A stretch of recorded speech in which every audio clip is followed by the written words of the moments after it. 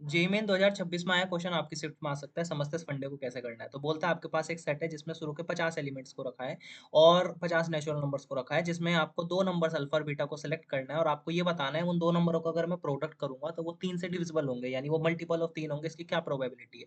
तो instead of finding कि वो 3 के मल्टीपल होते हैं, वो तो बहुत सारे हो सकते हैं, तो मैं सोच रहा हूँ कि 1 माइनस ऐसे करते हैं कि वो 3 का मल्टीपल ना हो बेसिकली, है ना। तो सिंपल बात है कि यार अगर मैंने एक पहले नंबर को उठाया मान लीजिए, तो उसके कितने बेस हो सकते हैं, 50 बेस, और अब उसी सेट में से दूसरा नंबर भी उठाना है, तो ऑलरेडी एक नंबर तो उठा लिया। टोटल सैंपल स्पेस जो बनेंगे मेरे वो 50 × 49 बनेंगे।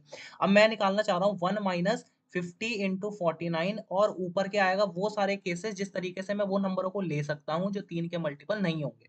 तो पहले मैंने पता किया कि 3 के मल्टीपल कितने होंगे, तो 16 3 48, यानी कि यार टोटल 16 नंबर तो ऐसे होंगे जो 3 के मल्टीपल होंगे, 3 6 9 12 15 इस तरीके से।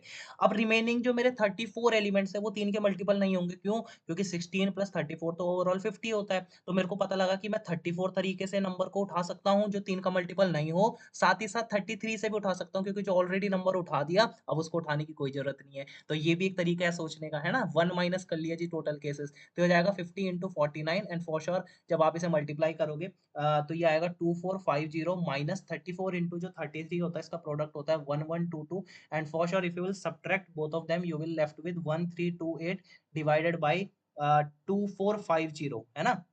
जब आप इसे 2 से डिवाइड करोगे तो you will get 664 upon 1225 is the correct answer. A correct हो जाएगा। Thank you and have a nice day.